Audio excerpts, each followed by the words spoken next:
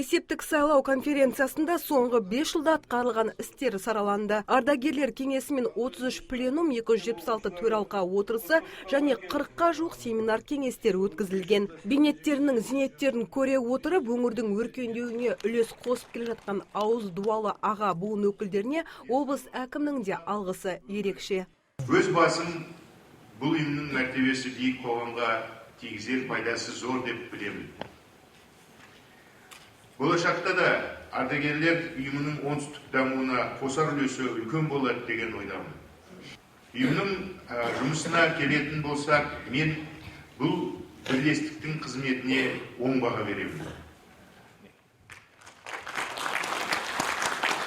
Конференция барысында ардагерлер облыстық филиалдың жұмысы туралы пікірлерін білдіріп, ұйымның жұмысын жақсарту бойынша ұсыныстармен бөлісті. Зейнеткерлер осы сәтті пайдаланып, өз өтініштерінде айтуды ұмытпады. Мәселен, рухани қаланың қарттары үшін кеңсенің мәселесі мұң.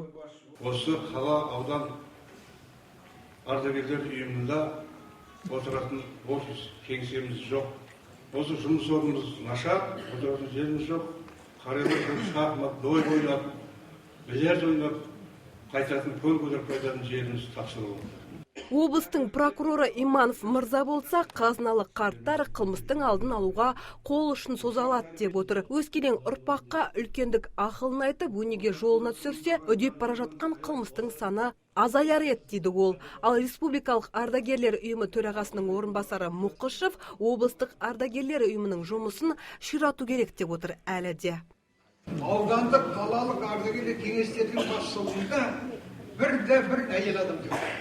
939 тыл еңбеккерінің 113-нің ғана тұрмыс жағдай тексерілген.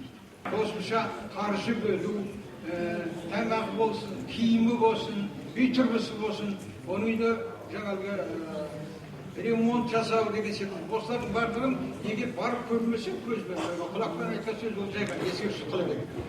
Сондықтан бұл 939-ны түгел арлап шығу.